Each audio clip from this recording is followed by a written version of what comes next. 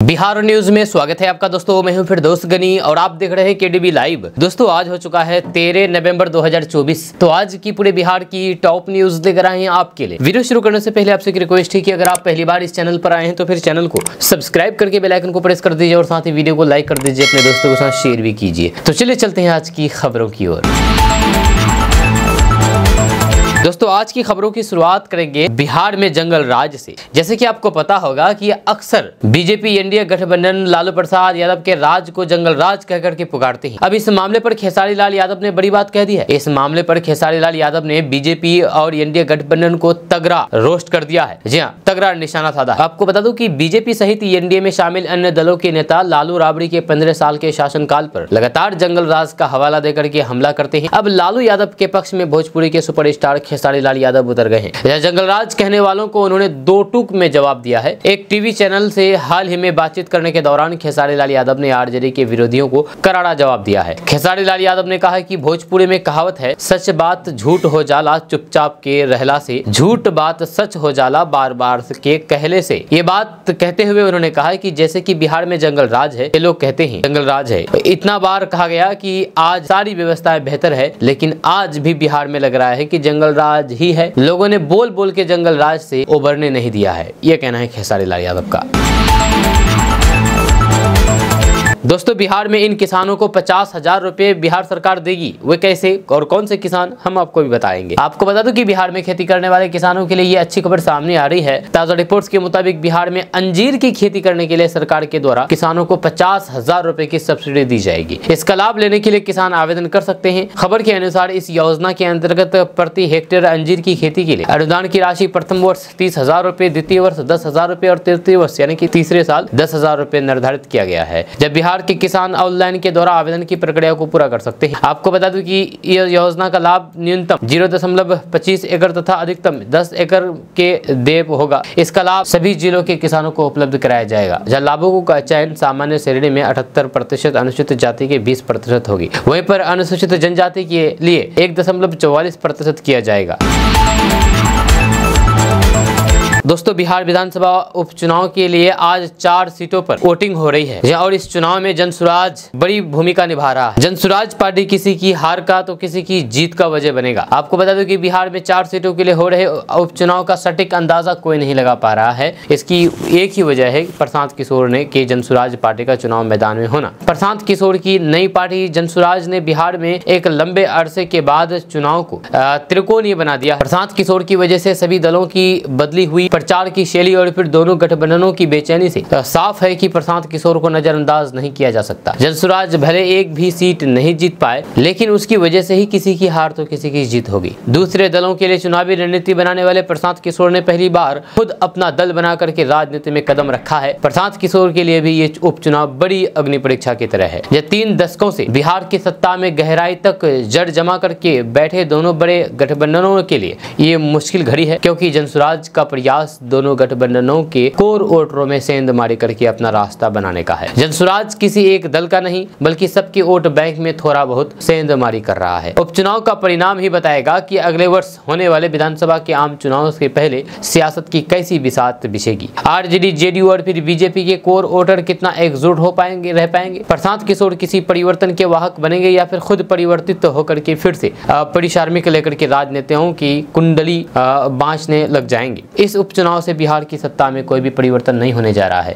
किंतु आम चुनाव से 1 वर्ष पहले हो रहे इस सियासी संघर्ष को सेमीफाइनल की तरह माना जा रहा है। उपचुनाव के परिणाम की तरह भविष्य की संभावनाओं के भी 3 कोण होंगे। जब बिहार में पिछले 4 दशक से भी ज्यादा समय से स्वर्ण राजनीति हाशिए पर है। लालू प्रसाद के आरजेडी ने MY समीकरण के सहारे भाजपा को अपने बूते बिहार की सत्ता से अभी तक वंचित रखा है। इसी तरह नीतीश कुमार के जेडीयू ने अन्य पिछड़ी जातियों को गोलबंद करके भाजपा और फिर राजद की राजनीति को संतुलित करके रखा है। भाजपा को अपने कोर वोटरों के साथ साथ नीतीश कुमार की पिछड़े वर्ग में 65 का सहारा है। जब केंद्र में सरकार के साथ खड़े होने से नीतीश कुमार के वोट बैंक में एकजुटता आई है। जाहिर है इस उपचुनाव में जनसुराज कोई बड़ा कमाल नहीं दिखाएगा, लेकिन सभी सीटों पर किसी की हार तो किसी की जीत की वजह जरूर जनसुराज बनेगा।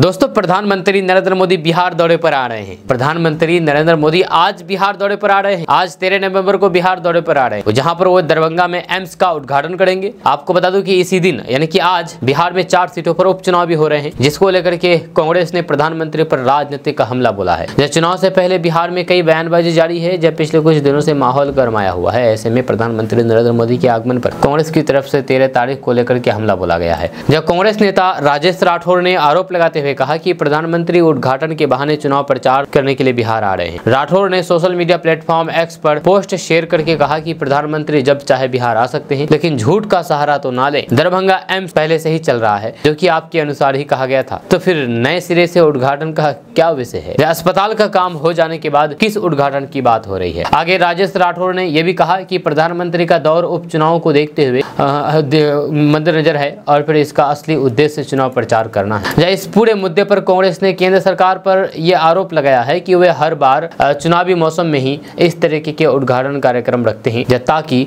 जनता को भ्रमित किया जा सके। साथ ही बिहार के 4 विधानसभा क्षेत्र में होने वाले उपचुनाव को लेकर के राजनीतिक माहौल गर्मा गया है। इस बार कांग्रेस, राजद और फिर अन्य विपक्षी दलों ने प्रधानमंत्री के इस दौरे को लेकर के सवाल उठाए हैं। कांग्रेस के इस बयान के बाद 13 नवंबर को यानी कि आज होने वाले इस दौरे पर काफी चर्चाएं हो रही है, जिससे आगामी उपचुनाव में इसका प्रभाव दिख सकता है। बिहार वासियों के लिए एक और खुशखबरी है कि बिहार में एक और एयरपोर्ट बनने वाला है। जी आपको बता दें कि सुल्तानगंज में नया हवाई अड्डा का निर्माण लगभग तय है। स्थल चयन को लेकर के आधिकारिक घोषणा होना बाकी है। जब पटना में एक सप्ताह पहले कांवड़िया सेवा सम्मेलन समारोह के कार्यक्रम में उप मुख्यमंत्री सम्राट चौधरी के दिए गए बयान का वीडियो वायरल होने के बाद से तस्वीर पूरी तरीके से साफ हो गई है। इस वीडियो में उप मुख्यमंत्री कह रहे हैं कि भागलपुर का वर्तमान एयरपोर्ट छोटा है, यहाँ से ट्रांसपोर्टेशन का काम नहीं हो रहा है। इसलिए जब एनडीए की दूसरी बार नीतीश कुमार के नेतृत्व में सरकार बनी, तब फरवरी में ही ये तय हो गया था कि सुल्तानगंज से भागलपुर के रास्ते में एक अंतर्राष्ट्रीय एयरपोर्ट बनाया जाए, जहां वहीं पर अजगैबीनाथ धाम एयरपोर्ट होगा। ये नया एयरपोर्ट 4000 मीटर लंबा होगा। इस रनवे 740 मीटर चौड़ा होगा। आपको बता दूं कि मस्जिद के आसपास से हवाई अड्डा के लिए 855 एकड़ जमीन का प्रस्ताव भेजा गया था।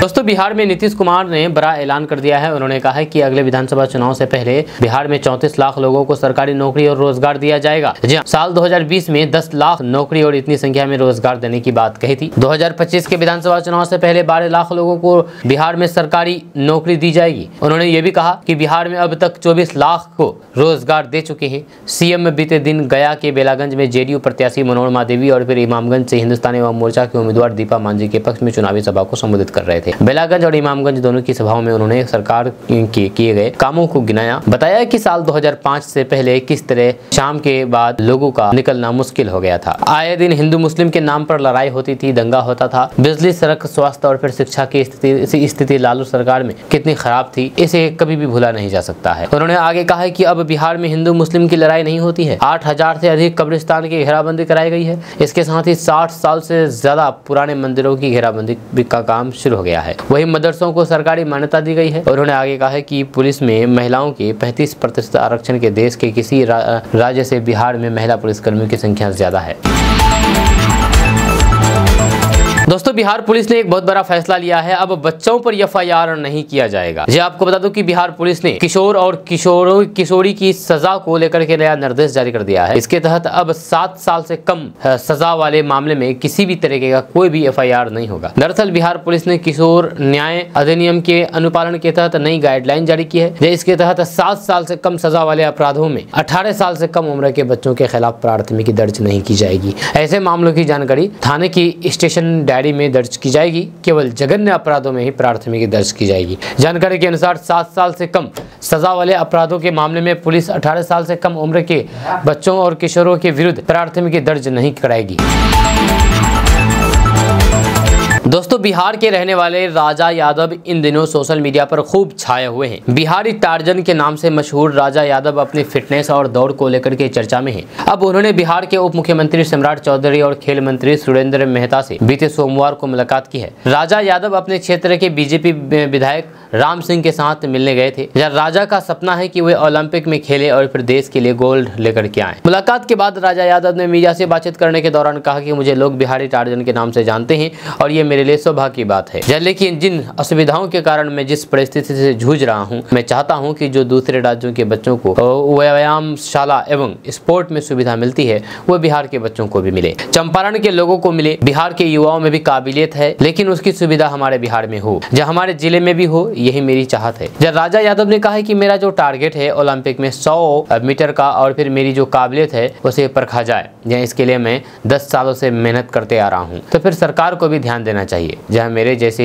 सैकड़ों लड़के गाँव में पड़े हुए हैं, उन लोगों के लिए भी मांग कर रहा हूँ कि उन्हें आगे बढ़ाने के लिए सुविधा मिले, तो फिर मेरी तरह और युवक उभर करके आएंगे। आगे राजा यादव ने कहा कि मैं ओलंपिक में भाग लेना चाहता हूँ। देसी जुगाड़ से गांव में प्रैक्टिस किया, मेरे पास कोई भी सामान नहीं है, या टायर से और फिर पत्थर के टुकड़ों से प्रैक्टिस करता हूँ, या शुद्ध खान पान से अपने आप को ऐसा रखा है। लेकिन सरकार से सुविधा मिले तो फिर मैं ओलंपिक में भाग लूंगा। जब पहलवानी खानदानी पेशा है, मेरे दादाजी पहलवान थे, पिताजी भी पहलवान थे, उन लोगों को सुविधा नहीं मिली तो फिर वो सिर्फ गाँव में ही पहलवानी करते रह गए। मैं आगे बढ़ना चाहता हूँ, देश के लिए कुछ करना चाहता हूँ, इसलिए सरकार से मदद के लिए मिलने आया था।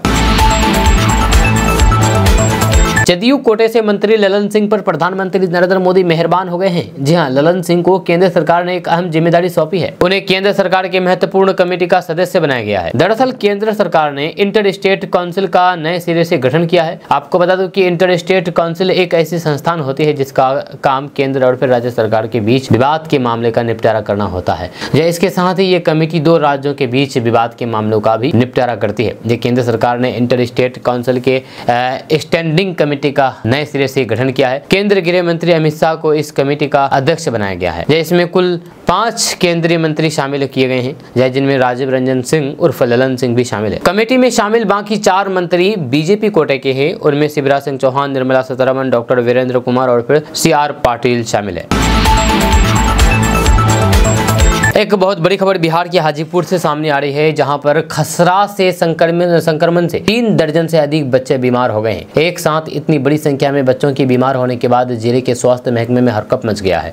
आनन फानन में मेडिकल टीम गांव पहुंची है और फिर संक्रमित बच्चों का इलाज किया जा रहा है। दरअसल ये पूरा मामला राजापाकर के बखरीसराय गाँव की है। जब मेडिकल टीम ने गाँव में सर्वेक्षण शुरू कर दिया है। टीम के सदस्य घर घर जाकर के बच्चों के स्वास्थ्य का हालचाल ले रहे हैं और फिर उनकी जाँच की जा रही है। डॉक्टरों के मुताबिक मुलजिम रोग से गाँव के 48 से अधिक बच्चे बीमार हैं। जब बच्चों की उम्र 9 महीने से लेकर के 7 साल के बीच है। बच्चों को विटामिन ए की खुराक पिलाई जा रही है। इसके अलावा दवा का भी वितरण किया जा रहा है। जब बच्चों का ब्लड सैंपल लिया जा रहा है, जिसे जांच के लिए पटना एम्स से भेजा गया। जांच रिपोर्ट आने के बाद आवश्यकता के मुताबिक उन्हें दवा दी जाएगी। मेडिकल टीम ने ग्रामीणों से गाँव में साफ सफाई पर विशेष ध्यान देने की अपील की है। दोस्तों, सोशल मीडिया पर आए दिन कोई ना कोई ऐसी वीडियो वायरल होते रहते हैं जिसे देख करके लोग हैरान रह जाते हैं। कुछ वीडियो तो इतने मजेदार होते हैं कि देखने वाले अपनी हंसी तक रोक नहीं पाते हैं। हाल ही में एक ऐसा ही वीडियो सोशल मीडिया पर खूब वायरल हो रहा है, धूम मचा रहा है, जिसमें एक अंकल एक्सीलेटर पर साइकिल लेकर के चढ़ गए हैं, जैसे कि आप अपने मोबाइल स्क्रीन पर वीडियो देख रहे हैं। ये वीडियो देख करके इंटरनेट यूजर्स हैरान है, क्योंकि जो काम अंकल ने किया है वह आज तक किसी ने सोचा भी नहीं था। जब वीडियो में साफ देखा जा सकता है कि अंकल ने अपनी साइकिल को कंधे पर टांग रखा है और एक्सीलेटर की सीढ़ियों पर खड़े होकर के चढ़ते जा रहे हैं। ये अनोखी हरकत देख करके लोग अपनी हंसी नहीं रोक पा रहे हैं। खास बात यह है कि अंकल के पास कोई और सामान नहीं था, सिर्फ साइकिल थी, जिसे लेकर के वे एक्सीलेटर के ऊपर चढ़ गए। ये वीडियो अब सोशल मीडिया पर धूम मचा रहा है, वायरल हो रहा है। दोस्तों, बिहार के दरभंगा जिला के लोगों के साथ साथ अब गोपालगंज जिले के लोगों को भी डबल इंजन की सरकार का बड़ा तोहफा देने जा रही है। दरअसल दरभंगा एम्स का शिलान्यास करने के लिए देश के प्रधानमंत्री नरेंद्र मोदी बुधवार को यानी कि आज दरभंगा पहुंचने वाले हैं। वहीं पर बिहार में दरभंगा में एम्स के बाद गोपालगंज में भी मेडिकल कॉलेज के निर्माण का रास्ता साफ हो चुका है। इसको लेकर के काम भी शुरू हो गया है। जानकारी के अनुसार बिहार कैबिनेट से मेडिकल कॉलेज निर्माण की मंजूरी मिलने के बाद आज BMP ICL पटना के महाप्रबंधक राम मोहन सिंह और कई सारे अधिकारी गोपालगंज पहुंची, जहां मेडिकल कॉलेज निर्माण के लिए थावे प्रखंड के चनावे गांव में 25 एकड़ जमीन का चयन कर लिया है। अब यहां पर मेडिकल कॉलेज का निर्माण होगा। दोस्तों बिहार के सरकारी स्कूलों में पढ़ाने वाले टीचरों के लिए एक बड़ी खबर सामने आ रही है। ताजा रिपोर्ट्स के मुताबिक टीचरों के ट्रांसफर पोस्टिंग में बदलाव किए जा रहे हैं। इसके तहत बिहार के शिक्षकों के ट्रांसफर की प्रक्रिया को अधिक सुव्यवस्थित और फिर सरल बनाया जा रहा है। खबर के अनुसार पुरुष शिक्षकों को उनके जिले में ही ट्रांसफर पोस्टिंग होगी। यदि अनुमंडल बड़ा है तो फिर उसे 2 से 5 हिस्सों में विभाजित किया जाएगा। इस कदम से यह भी सुनिश्चित किया जा सकेगा कि शिक्षकों को अपने कार्यस्थल तक पहुंचने में किसी प्रकार की समस्या का सामना न करना पड़े। आपको बता दूं कि शिक्षा विभाग के निर्णय से 26,000 शिक्षकों को लाभ मिलेगा। ये सुधार सॉफ्टवेयर में संशोधन के माध्यम से लागू किया जाएगा, जिससे ट्रांसफर पोस्टिंग प्रक्रिया और फिर अधिक पारदर्शी और फिर सुविधाजनक होगी, जिससे शिक्षकों को अपने कार्य पर अधिक ध्यान केंद्रित करने का अवसर मिलेगा। नई व्यवस्था के तहत एक अनुमंडल के उत्तरी हिस्सों में कार्यरत शिक्षक उसी अनुमंडल के शिक्षण पूर्वी, पश्चिमी या फिर मध्य हिस्से की पंचायतों में ट्रांसफर के लिए आवेदन कर सकेंगे। शिक्षा मंत्री सुनील कुमार ने कहा कि आवश्यकता अनुसार ट्रांसफर पोस्टिंग नीति में संशोधन किया जाएगा। दोस्तों छत पर बागवानी करने के लिए 75% बिहार सरकार सब्सिडी दे रही है। अगर आप भी छत पर बागवानी करना चाहते हैं तो आप सरकार की तरफ से पैसे ले सकते हैं। आपको बता दूं कि इस योजना का उद्देश्य शहरी क्षेत्र में रहने वाले लोगों को छतों का उपयोग करके बागवानी की गतिविधियों को बढ़ावा देना है। इस योजना के तहत किसानों और फिर शहरी निवासियों को अपनी छतों पर फल, सब्जियां और फिर फूल उगाने के लिए आर्थिक सहायता दी जाएगी। इससे न सिर्फ शहरी क्षेत्र में हरियाली बढ़ेगी बल्कि लोग अपनी खाने की आवश्यकताओं के लिए ताजे और स्वास्थ्य उत्पाद भी उगा सकेंगे। इस योजना के तहत 75% तक की सब्सिडी किसानों और फिर शहरी निवासियों को दी जा रही है जो अपनी छत पर बागवानी करना चाहते हैं। यह सब्सिडी बागवानी के लिए आवश्यक उपकरण, बीज, पानी की व्यवस्था, सिंचाई प्रणाली, खाद और फिर बीज सामग्री की खरीद के लिए दी जा रही है। वहीं पर इस योजना में बागवानी के लिए बर्तन, पार्ट्स, पौधे के लिए खाद, कीटनाशक आदि शामिल है। आपको बता दूं कि यह योजना शहरी क्षेत्र के निवासी और फिर कृषक यानी कि किसान दोनों के लिए उपलब्ध है। आवेदक के पास शहरी क्षेत्र में एक छत होनी चाहिए जो बागवानी के लिए उपयुक्त हो। या छत पर बागवानी के लिए पर्याप्त स्थान होना चाहिए और ये कम से कम 100 से 200 वर्ग फीट होनी चाहिए। वहीं पर योजना का लाभ लेने के लिए इच्छुक व्यक्ति को इस योजना में पंजीकरण कराना होगा। अब सवाल है कि आखिर आवेदन कैसे करें, तो आपको बता दूं कि बिहार राज्य में कृषि विभाग की वेबसाइट पर जाकर के आप इस योजना के लिए आवेदन कर सकेंगे। वहाँ पर आपको छत पर बागवानी के लिए आवेदन पत्र भरना होगा और सभी आवश्यक दस्तावेज अपलोड करना होगा। इसके अलावा आप ऑफलाइन भी आवेदन कर सकते हैं। इच्छुक व्यक्ति अपने नजदीकी कृषि कार्यालय या फिर ब्लॉक कार्यालय में जाकर के इस योजना के लिए आवेदन कर सकते हैं। दोस्तों बिहार के आपदा प्रबंधन मंत्री डॉक्टर संतोष कुमार सुमन ने कहा है कि नीतीश सरकार बिहार में 12 लाख लोगों को रोजगार देगी, नौकरी देगी। उन्होंने कहा है कि एनडीए की डबल इंजन सरकार ने गरीबों को आयुष्मान कार्ड के जरिए 5 लाख रुपए तक के मुफ्त इलाज की गारंटी दी है, शौचालय बनवाए हैं, पक्के मकान दिए हैं, उज्ज्वला गैस कनेक्शन दिए हैं और फिर बिहार के 1 करोड़ लोगों को मुफ्त राशन दिया है। आज तक किसी भी सरकार ने जनता की इतनी सेवा नहीं की थी, बल्कि सिर्फ बिहार को लूट करके अपना घर भरा था। डॉक्टर सुमन ने कहा है कि इन सारे कार्यों से लोगों का जीवन बेहतर हुआ है। गरीबों, दलितों और फिर पिछड़े समुदाय का एनडीए पर भरोसा लगातार बढ़ा है। इसलिए ये उपचुनाव हम 4-0 से जीत रहे हैं, यानी कि 4 सीट जीत रहे हैं। उन्होंने कहा है कि इमामगंज के लोगों ने हिंदुस्तानी अवाम मोर्चा सेक्युलर की प्रत्याशी दीपा मांझी को विजय बनाकर के मुख्यमंत्री नीतीश कुमार और केंद्रीय मंत्री जीतन राम मांझी के हाथ मजबूत करने का मन बना लिया है। मुंह से बापू का नाम लेते हैं लेकिन दिल में गॉडसे को रखते हैं, ये कहना है तेजस्वी यादव का। आपको बता दूं कि बिहार की 4 सीटों पर आज उपचुनाव हो रहे हैं, जहां इस उपचुनाव से पहले तेजस्वी यादव ने बड़ा हमला बोला है। उन्होंने कहा है कि नीतीश कुमार बापू का नाम लेते हैं और गॉडसे को दिल में समा करके रखते हैं। सत्ता का सुख पाना तो है तो फिर किसी से भी समझौता कर लेते हैं। एक सवाल के जवाब में तेजस्वी यादव ने कहा है कि नीतीश कुमार ने मुसलमानों के लिए इतना काम किया कि उन्होंने वक्फ बिल का समर्थन कर दिया, CAA और NRC का समर्थन कर दिया। जब पटना एयरपोर्ट पर मीडिया से बातचीत करने के दौरान तेजस्वी यादव ने कहा कि नीतीश कुमार ने ही RSS और बीजेपी को बढ़ाने का काम किया है। जब बिहार में जिस हिसाब से सांप्रदायिक शक्तियां आगे बढ़ रही है उसमें नीतीश कुमार की अहम भूमिका रही है। बीजेपी पर हमला बोलते हुए नेता प्रतिपक्ष तेजस्वी यादव ने कहा कि वे लोग पढ़ाई, दवाई, शिक्षा, चिकित्सा, नौकरी, रोजगार, महंगाई और गरीबी पर बात नहीं करते हैं, वे केवल हिंदू मुस्लिम मंदिर मस्जिद की बात करते हैं। इसीलिए नेता बने हैं क्या? तेजस्वी ने कहा कि आप सरकार में काम करिए, लोगों के जीवन को बेहतर बनाइए, लेकिन ये लोग तो लोगों के खून से खेलना चाहते हैं। दोस्तों बिहार के किसान अमेरिकी फ्रूट की खेती करेंगे। अमेरिकी फ्रूट, ड्रैगन फ्रूट की। जब बिहार के भागलपुर के किसान अब ड्रैगन फ्रूट की खेती करेंगे, इसके लिए किसानों को सस्ती दरों पर ड्रैगन फ्रूट पौधे उपलब्ध कराए जाएंगे। खास बात यह है कि ड्रैगन फ्रूट की खेती करने के लिए बिहार कृषि विश्वविद्यालय और फिर भागलपुर के कृषि विज्ञान केंद्र किसानों को ट्रेनिंग भी देगा। जब BAU और फिर KVK का मानना है कि भागलपुर की मिट्टी और फिर जलवायु ड्रैगन फ्रूट की खेती के लिए अनुकूल है। अगर किसान बड़े स्तर पर इसकी खेती करेंगे तो फिर अच्छी पैदावार मिलने की उम्मीद है। आपको बता दूं कि ड्रैगन फ्रूट की खेती बिहार में ऑलरेडी पहले से हो रही है। ये बिहार के किशनगंज के ठाकुरगंज में ड्रैगन फ्रूट की खेती आज कई साल से हो रहे हैं और बड़े पैमाने पर इसकी खेती हो रही है। साथ ही साथ अब आपको ये भी बता दूं कि अभी महाराष्ट्र, कर्नाटक, आंध्र प्रदेश में ड्रैगन फ्रूट की खेती बड़े स्तर पर की जा रही है। इसका मार्केट बेहतर होने के चलते अब दूसरे राज्यों में भी किसानों ने ड्रैगन फ्रूट की खेती शुरू कर दी है। बिहार के राजगीर में राज्य खेल अकादमी और फिर बिहार खेल विश्वविद्यालय को स्टेट स्पोर्ट्स कैंपस में एशियन महिला हॉकी चैंपियनशिप ट्रॉफी की शुरुआत हो गई है। मुख्यमंत्री नीतीश कुमार ने खुद चैंपियन ट्रॉफी का शुभारंभ किया है। 11 नवंबर से 20 नवंबर तक चलने वाली इस चैंपियन ट्रॉफी में भारत, मलेशिया, जापान, कोरिया, चीन और थाईलैंड की महिला हॉकी टीम की खिलाड़ी अपने खेल का शानदार प्रदर्शन दिखाएगी। CM नीतीश कुमार ने इस मैदान का निरीक्षण किया है। साथ ही राजगीर खेल परिसर में बने बास्केटबॉल ग्राउंड के काम का भी जायजा लिया है। उन्होंने इस दौरान अधिकारियों से ग्राउंड की सुविधाओं के बारे में जानकारी भी दी है। इस दौरान CM नीतीश कुमार ने बिहार खेल विश्वविद्यालय के कार्यालय और फिर राज्य खेल अकादमी के प्रशासन भवन का भी निरीक्षण किया है। आपको बता दूं कि बिहार में पहली बार इंटरनेशनल लेवल की Bihar women's Asian championship trophy का आयोजन किया जा रहा है। इस एशियन चैंपियंस ट्रॉफी का खेल 11 नवंबर से 20 नवंबर तक चलेगा। इसके बाद सारे मैच राजगीर खेल परिसर में हॉकी ग्राउंड में खेले जाएंगे। दोस्तों प्रधानमंत्री नरेंद्र मोदी आज 13 नवंबर को बिहार को कई बड़े सौगात देने जा रहे हैं। जब PM मोदी दरभंगा एम्स का शिलान्यास करने के साथ साथ 10,000 करोड़ से भी अधिक के नए पुराने नेशनल हाईवे का चौड़ीकरण और पानी बिजली से जुड़ी हुई योजनाओं की घोषणा करेंगे। इसमें अररिया बहादुरगंज और बहादुरगंज गलगलिया नवनिर्मित सड़क का उद्घाटन भी शामिल है। इसके अलावा प्रधानमंत्री नरेंद्र मोदी अररिया रानीगंज सड़क का शिलान्यास भी करेंगे। 94 किलोमीटर लंबी इस सड़क के निर्माण पर 1546 करोड़ रुपए खर्च होंगे। यह सड़क भारत नेपाल सुरक्षा के दृष्टिकोण से भी काफी महत्वपूर्ण है। जानकारी के अनुसार इस सड़क का निर्माण 2 पैकेज में होगा। पहले पैकेज में किशनगंज के गलगलिया से बहादुरगंज के बीच सड़क का निर्माण होगा, जो कि 49 किलोमीटर लंबी है। इसके निर्माण में सिविल लागत 599 करोड़ रुपए, जबकि परियोजना का कुल खर्च 766 करोड़ होगा। वहीं पर दूसरे पैकेज में किशनगंज जिले के बहादुरगंज से अररिया के बीच सड़क का निर्माण होगा। इस 45 किलोमीटर लंबी सड़क की सिविल लागत 598 करोड़, जबकि कुल खर्च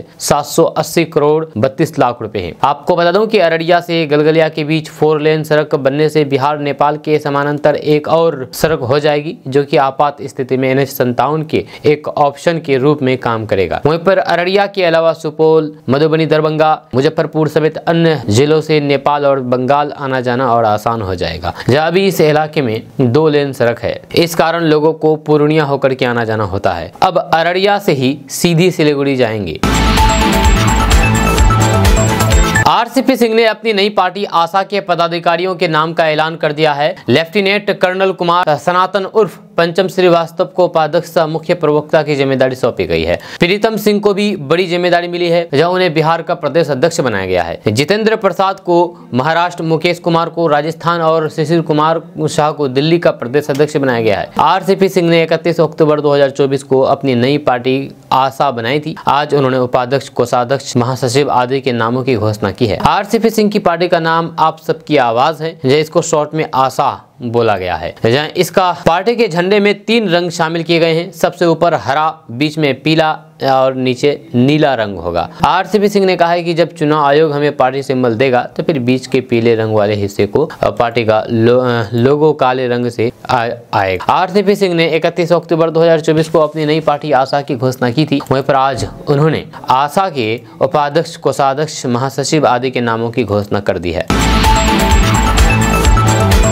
दोस्तों क्या बिहार एनडीए में सब कुछ ठीक नहीं चल रहा है? क्योंकि इस तरीके के सवाल को लेकर के RJD ने जदयू और बीजेपी दोनों पर हमला बोला है। जब विपक्षी दल का कहना है कि जदयू बीजेपी के बीच सहमत का खेल चल रहा है, ये बेमेल गठबंधन है। RJD नेता शक्ति सिंह यादव ने यह बातें कही है। उन्होंने कहा है कि बस सत्ता की मलाई के लिए ये साथ है, सत्ता की मलाई के लिए बीजेपी हर अपमान बर्दाश्त कर रहे हैं। दरअसल सीएम नीतीश कुमार ने बीते सोमवार को एशियाई महिला हॉकी चैंपियंस ट्रॉफी का राजगीर में शुभारंभ किया था। इस मौके पर बीजेपी से खेल मंत्री सुरेंद्र मेहता, डिप्टी सीएम सम्राट चौधरी और फिर डिप्टी सीएम विजय कुमार सिन्हा इस कार्यक्रम में मौजूद नहीं थे। इसी को लेकर के आरजेडी ने सवाल उठाया है। आरजेडी के मुख्य प्रवक्ता शक्ति सिंह यादव ने कहा है कि बीजेपी नीतीश कुमार पर दबाव बना रही है, जैसा सत्ता अपने हाथ में लेना चाहती है। आहत होकर के नीतीश कुमार ने दोनों उप मुख्यमंत्रियों को राजनीतिक लात मारी है। ये खेल मंत्री और फिर उप मुख्यमंत्री को नीतीश कुमार ने नहीं बुलाया है। बीजेपी चुप्पी साधी हुई है। सीएम नीतीश कुमार बीजेपी को औकात दिखा रहे हैं।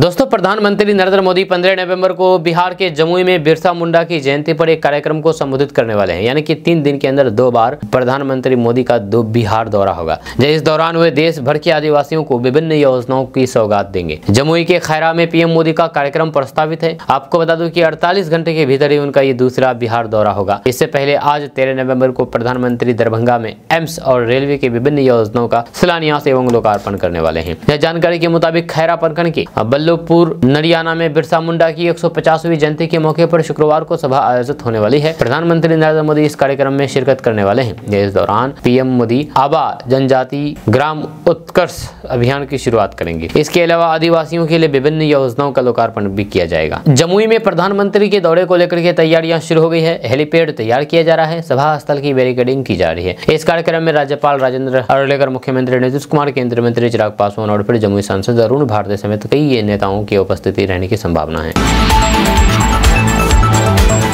बिहार के सिवान समेत 6 राज्यों में एनआईए की रेड हुई है। आपको बता दूं कि एनआईए यानी कि राष्ट्रीय सुरक्षा एजेंसी ने प्रतिबंधित बांग्लादेशी संगठन अल कायदा से जुड़े हुए एक बेहद संवेदनशील मामले को लेकर के बिहार के सिवान समेत 6 राज्यों के 9 स्थानों पर एक साथ छापेमारी की है। जब सुबह से शुरू हुई ये छापेमारी देर शाम तक चलती रही। जब बिहार के अलावा जम्मू कश्मीर, कर्नाटक, पश्चिम बंगाल, त्रिपुरा और फिर असम के अलग अलग ठिकानों पर छापेमारी की गई है। इन जगहों से छापेमारी के दौरान मोबाइल फोन, टैब समेत कई अन्य डिजिटल उपकरण जब्त किए गए हैं। इसके अलावा बैंकिंग लेन देन से जुड़े हुए कागजात और फिर कई अन्य संवेदनशील दस्तावेज भी जब्त किए गए हैं। फिलहाल जब्त किए गए इन सामानों की जांच जारी है।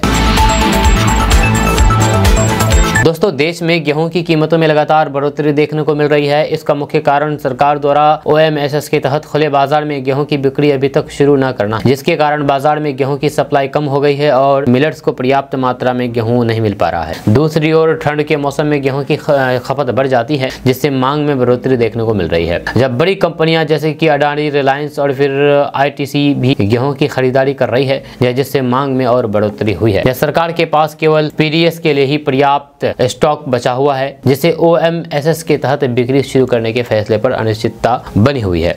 इसके अलावा यूक्रेन में बाढ़ के कारण फसलों को नुकसान पहुंचा है, जिससे अंतर्राष्ट्रीय बाजार में गेहूं की कीमतें बढ़ी है और इसने भी घरेलू बाजार पर दबाव डाला है। इन सभी कारणों के कारण गेहूं की कीमतों में फिर से एक बार बढ़ोतरी देखने को मिल रही है। बिहार में एक बार फिर से बहुत बड़ा रेल हादसा टल गया है। आपको बता दूं कि 4 इंच रेलवे पटरी टूटी हुई मिली है। जी हाँ, आपको बता दूं कि बिहार के छपरा के रिविलगंज के पास एक रेल कर्मी की तत्परता से बड़ा रेल हादसा टल गया, जिससे हजारों लोगों की जान बच गई। ऐसा बताया जा रहा है कि इसी रेल पटरी पर कोलकाता गाजीपुर सिटी साप्ताहिक एक्सप्रेस तेज रफ्तार से आ रही थी, तथा इससे पहले ही ये रेल पटरी टूटी हुई मिली। इस बीच रेल कर्मियों की तत्परता और फिर सूझबूझ से बड़ा रेल हादसा टल गया है। इस मामले में जांच की जा रही है। दोस्तों, महाकुंभ मेला 29 जनवरी 2025 को उत्तर प्रदेश के प्रयागराज में लगने जा रहा है। इससे पहले साल 2013 में महाकुंभ मेला का आयोजन किया गया था। 2013 में आपको बता दूं कि कुंभ मेला 3 साल पर, अर्ध कुंभ 6 साल में और महाकुंभ मेला 12 साल में एक बार लगता है। 2013 में महाकुंभ और फिर साल 2019 में अर्ध कुंभ का आयोजन किया गया था। ये सनातन को मानने वाले लोगों के लिए बड़ा उत्सव है। दुनिया के साधु संत इसमें शामिल शिरकत करते हैं। जैसे सदगुरु रामभद्राचार्य ने महाकुंभ मेला लगने से पहले बड़ा बयान दे दिया है। उन्होंने कहा कि इस बार के कुंभ मेला में संत समाज कुछ ऐसा करेगा कि दुनिया के नक्शे से पाकिस्तान का नामो निशान मिट जाएगा। इस दौरान संसदीय कार्य मंत्री जोगाराम पटेल भी मौजूद रहे। जहां रामभद्राचार्य ने कहा कि मैं कठोर बोलने के लिए बदनाम हूं। जब हम रामलला को ला सकते हैं तो फिर मथुरा काशी और के ज्ञान व्यापी को भी ला करके दिखा देंगे। आपको बता दूं कि रामभद्राचार्य चित्रकूट के रहने वाले हैं। उनका असली नाम गिरधर मिश्रा है और ये हमेशा हिंदू मुस्लिम की बातें करते हैं और मुसलमानों को हमेशा कोसते रहते हैं।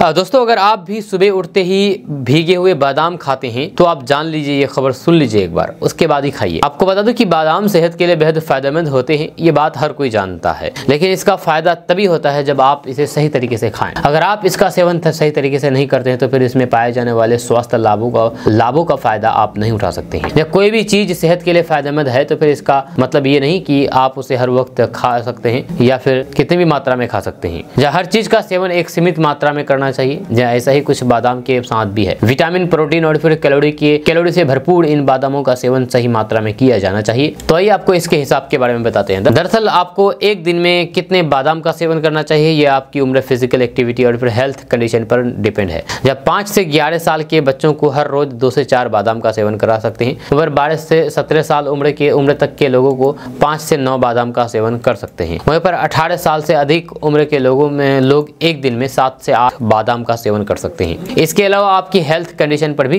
इसके सेवन की मात्रा निर्भर करती है। अगर आपका पाचन तंत्र मजबूत है तो फिर आप एक दिन में लगभग 20 बादामों का सेवन कर सकते हैं। रात को बादामों को पानी में भिगो करके रख दें और फिर सुबह इसका छिलका निकाल करके खाली पेट इसका सेवन कर सकते हैं।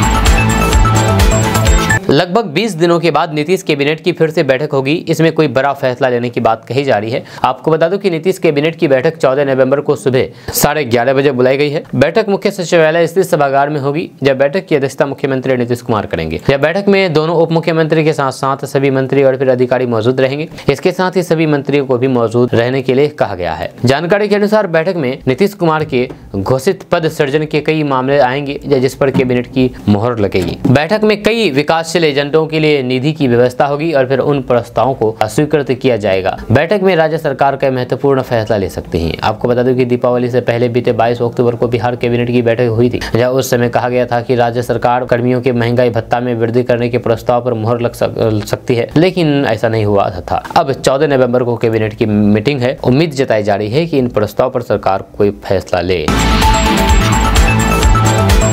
धर्म नहीं, पार्टी खतरे में है, ये बात बॉलीवुड एक्टर रितेश देशमुख ने कही है। दरअसल महाराष्ट्र में विधानसभा चुनाव के लिए बॉलीवुड अभिनेता रितेश देशमुख ने अपने भाई और कांग्रेस नेता धीरज देशमुख के लिए चुनाव प्रचार किया। जहां कांग्रेस के लिए प्रचार करते हुए उन्होंने कहा कि लोग दावा करते हैं कि उनका धर्म खतरे में है, लेकिन वास्तव में उनकी पार्टी खतरे में है। रितेश देशमुख, बॉलीवुड एक्टर रितेश देशमुख अपने भाई के लिए प्रचार कर रहे थे। इस क्षेत्र में भाजपा के रमेश कराड़ से इसके सामना होने वाला है। इसकी भाई से एक रैली को संबोधित करते हुए रितेश देशमुख ने कहा कि जो ईमानदारी से काम नहीं करते हैं उन्हें धर्म की जरूरत नहीं पड़ती है। बॉलीवुड स्टार ने बेरोजगारी के मुद्दे पर महाराष्ट्र सरकार को भी घेरा है। रैली को संबोधित करते हुए उन्होंने कहा कि भगवान श्री कृष्ण कहते हैं कि कर्म ही धर्म है। जो ईमानदारी से अपना काम करता है वह धर्म कर रहा है। धर्म की जरूरत उन्हें होती है जो काम नहीं करते हैं। उन्होंने आगे कहा कि जो ये दावा करते हैं कि उनका धर्म खतरे में है, ये उनकी पार्टी है जो खतरे में है, धर्म खतरे में नहीं है। वे अपनी पार्टी और फिर खुद को बचाने के लिए अपने धर्म से प्रार्थना करते हैं। उन्हें बोल दीजिए कि हम अपने धर्म की रक्षा कर लेंगे, आप पहले विकास पर बात करिए।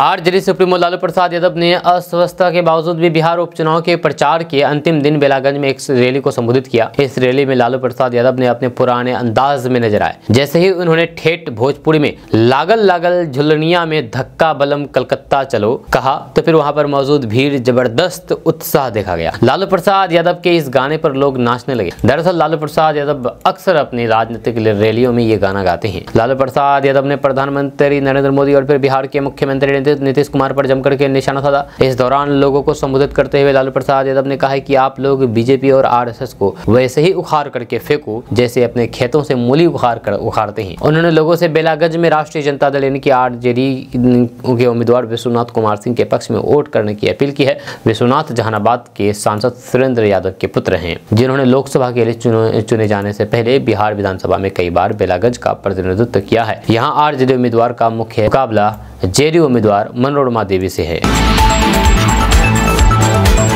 दोस्तों बिहार का प्रसिद्ध व्यंजन लिट्टी चोखा के बारे में तो आप जानते ही होंगे। यह लिट्टी चोखा न केवल एक स्वादिष्ट भोजन है बल्कि इस राज्य की यानी कि बिहार की संस्कृति और फिर परंपरा का भी प्रतीक है। गेहूं के आटे से बनी लिट्टी में भुना चना का आटा, लहसुन, अदरक और फिर मसाले भर करके इसे चूल्हा या फिर आग पर पकाया जाता है। यह चोखा आमतौर पर भुने बैगन, आलू और फिर टमाटर से बनाया जाता है, जिसे हरी मिर्च, धनिया और फिर मसालों के साथ मिलकर के तैयार किया जाता है। लिट्टी चोखा का इतिहास बहुत पुराना है और ये पारंपरिक तौर पर बिहार के ग्रामीण क्षेत्रों में पकाया जाता है। माना जाता है कि इस व्यंजन की जड़ें मगध काल के समय की है और मुगल काल में भी ये बहुत लोकप्रिय रहा है। बिहार और झारखंड के साथ साथ उत्तर प्रदेश और पश्चिम बंगाल में भी ये डिश खासी लोकप्रिय है। कई राज्यों में इसका स्वाद लोगों के बीच लोकप्रिय हो गया है और अब तो देश विदेश में भी ये परोसा जाने लगा है। अभी हम आपको लिट्टी चोखा का इतिहास के बारे में बताने वाले हैं। आपको बता दूं कि लिट्टी चोखा का इतिहास प्राचीन मगध साम्राज्य से जुड़ा है। माना जाता है कि इस व्यंजन का आरंभिक स्वरूप प्राचीन काल में भारतीय सैनिकों के आहार में शामिल था। लिट्टी का मुख्य घटक सत्तू है जो बिहार और फिर उत्तर प्रदेश के लोगों का प्रिय है। मगध के योद्धाओं और फिर किसानों के बीच इस व्यंजन की लोकप्रियता थी क्योंकि इसे बिना ज्यादा तैयारी के बनाया और फिर खाया जा सकता था। लिट्टी में भरे जाने वाले सत्तू और फिर सरसों का तेल इसे लंबे यात्रा के लिए भी उपयुक्त बनाती है। लिट्टी चोखा बिहार और फिर पूर्वांचल का प्रसिद्ध व्यंजन समय के साथ कई बदलाव से गुजरा है। खास तौर पर मुगल काल के दौरान शाही रसोइयों ने इस साधारण से दिखने वाले व्यंजन को एक नया रूप दिया और इसमें कई तरीके के मसालों और जायकों का सम्मिलित किया। जब मुगल साम्राज्य के प्रभाव से भारतीय भोजन में बड़े बदलाव हुए। शाही रसोइया विभिन्न व्यंजनों के साथ नए प्रयोग करते थे और फिर लिट्टी भी इससे अछूता नहीं था। उन्होंने साधारण गेहूं की आटे से बने इस लिट्टी को तरह तरह के मसालों और फिर घी से भरपूर भर करके इसे एक खास व्यंजन बना दिया। मुगल काल के दौरान शाही रसोइयों ने लिट्टी में धनिया, जीरा, सौंफ, अदरक और फिर कई अन्य मसालों का प्रयोग किया इससे लिट्टी का स्वाद और भी खास हो गया। शाही लिट्टी में पुदीना और फिर केसर का भी उपयोग किया जाने लगा जो इसे और भी सुगंधित बना देता था।